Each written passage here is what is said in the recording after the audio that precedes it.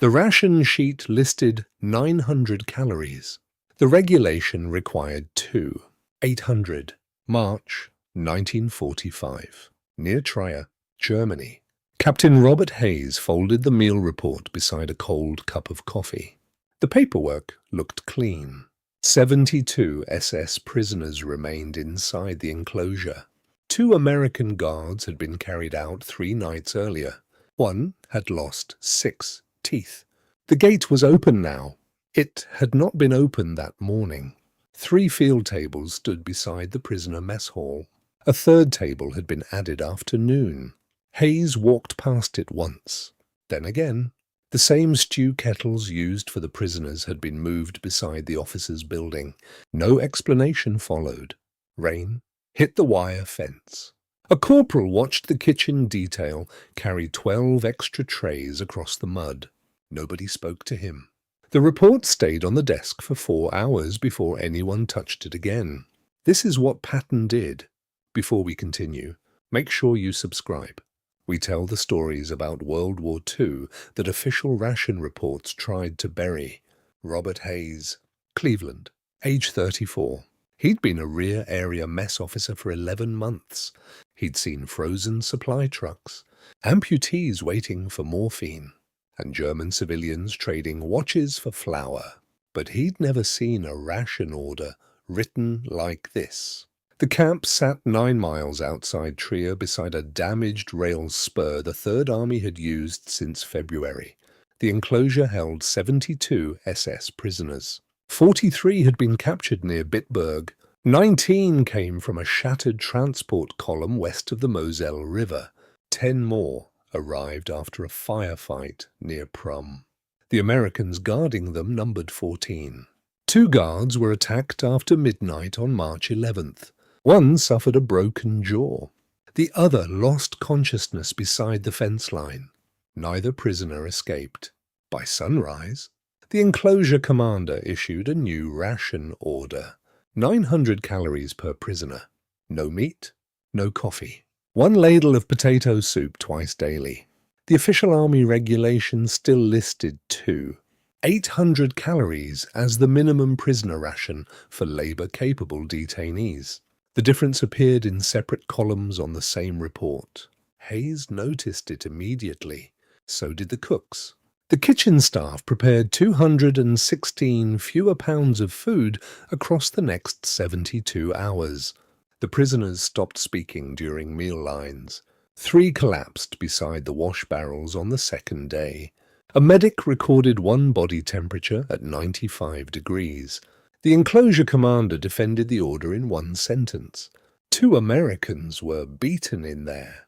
The officers around him did not disagree. Most had fought through the Ardennes only 10 weeks earlier.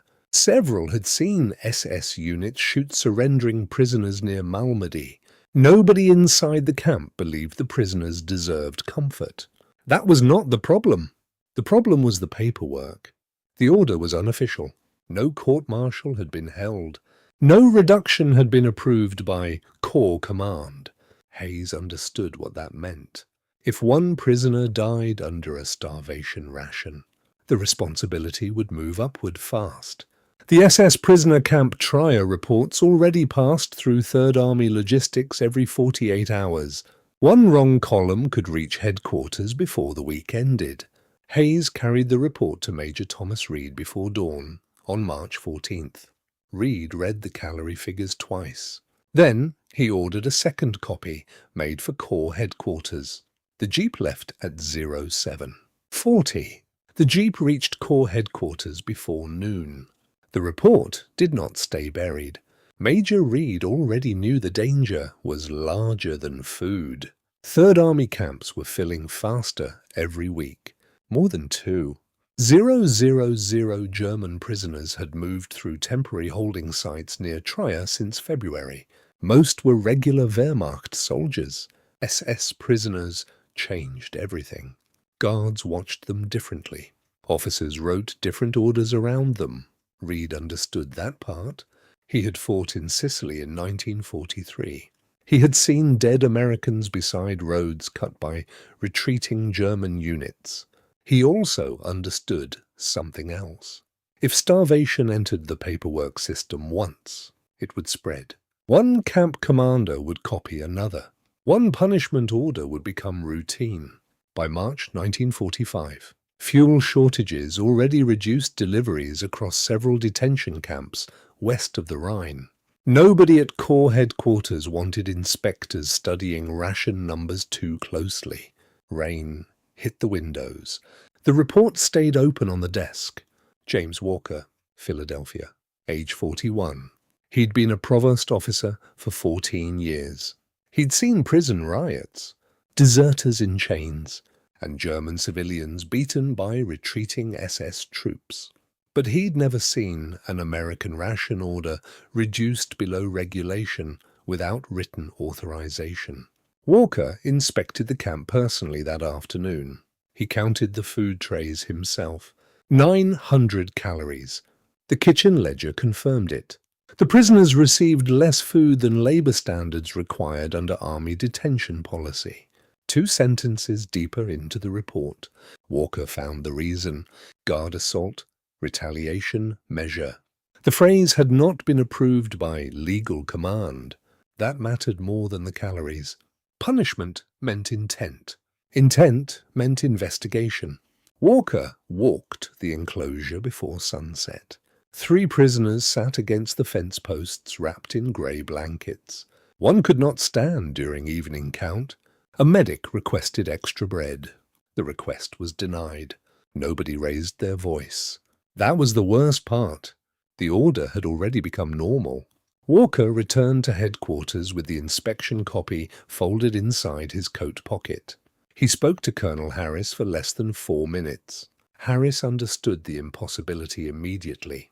No colonel wanted to defend SS prisoners in March 1945, not after the Ardennes, not after Malmedy, not with American casualties still arriving daily from the Rhine crossings. But nobody below Army command could allow an unofficial starvation order either, especially not one written into official records. The contrast sat there in black ink. 900 calories, 2,800 required. Separate columns, same page. Harris stared at the figures for almost a minute. Then he asked one question. Did anyone outside the camp see this yet? Walker nodded once. The silence lasted longer than the answer. By that afternoon, it was on Patton's desk. What Patton did next would place the prisoner ration tables beside his own meal before sunset. The report stayed open beside Patton's riding gloves. He read the calorie figures once. Then he read the enclosure notation again. Guard assault, retaliation, measure. His thumb remained against the edge of the paper for several seconds. Nobody in the office moved. Rain tapped against the headquarters windows near Trier. Patton set the report down. Silence. The guards were attacked, he said. Now the camp commander wants revenge written as policy. No one answered him. Patton looked toward the wall map. Red pins marked the Third Army advance east toward the Rhine. Thousands of prisoners moved behind those lines every week. One illegal order could become 10 before month's end. He picked up his gloves. Get my driver. I'm going myself. An aide stepped forward immediately. Sir, they're SS prisoners. Patton pulled the gloves tighter across his hands. Then the regulation matters more. Jeep, combat uniform, 3 stars on the helmet, ivory-handled revolvers on the belt. The convoy left headquarters before 16:00. Mud sprayed behind the tires as the jeeps crossed the camp road toward the wire enclosure. The jeeps reached the enclosure just before evening chow. The guards at the outer gate straightened immediately. Patton stepped out first. Mud covered the lower half of his boots. 3 stars sat on the front of the helmet. The prisoners inside the wire stopped moving before anyone spoke. Patton looked at the kitchen line, then at the ration board hanging beside the mess tent. 900 calories. He read the number without expression. Nobody spoke. Rainwater slid from the canvas roofs beside the serving line. One prisoner coughed into his sleeve near the fence. Patton walked directly into the mess hall. The enclosure commander followed 2 steps behind him. So did 6 officers from Corps headquarters. Patton stopped beside the serving kettles. "What are they eating?" he asked. The cook answered without looking up. "Potato soup." "Sir." Patton looked at the field tables. 3 tables stood ready. 1 had been added that afternoon. He removed his gloves slowly. Then he pointed towards the 3rd table. "Serve mine there." Nobody moved for a second. The cook looked towards the enclosure commander. Patton did not repeat himself. The same soup went into his bowl. The same bread went onto his tray. No extra meat arrived from the officer's kitchen. No coffee appeared. Patton carried the tray himself across the mud. 72 prisoners watched him sit beside the wire enclosure. The guards remained standing behind him. One officer tried to speak. Patton raised one hand slightly. Nothing else. The camp stayed silent except for spoons against tin bowls. Patton ate half the meal without hurry. Then he set the spoon down beside the ration sheet placed on the table. This goes back to regulation tonight. Flat. Cold. Final. The enclosure commander stared at the mud beneath his boots. No argument followed. Patton stood. He looked once toward the injured guard standing near the gate, then toward the prisoners. Discipline is not starvation. That was all. By sunset, 72 prisoners received full evening rations. Kitchen crews reopened the locked storage tent within 20 minutes. 3 guards were reassigned before the next sunrise. The retaliation order disappeared from the active ration ledger within 24 hours. Patton walked back to the jeep without looking behind him. The next inspection report reached 3rd Army headquarters 48 hours later. The calorie column matched regulation again. 2,800. No retaliation notation appeared anywhere on the page. Within 3 weeks. Detention officers near Trier received a written reminder that prisoner punishment required formal legal review before ration reduction. The memo never mentioned Patton by name. The officers who read it understood anyway. James Walker survived the war. He went home to Philadelphia in 1946. In 1972, he was interviewed for a regional veterans archive connected to the Pennsylvania Military Museum.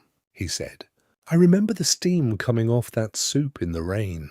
Nobody in the camp looked at the prisoners. They only looked at Patton eating the same meal." Walker died in 1988 at age 83. His interview transcript remained in the archive collection after his death. Today, most of the temporary enclosure sites near Trier no longer exist.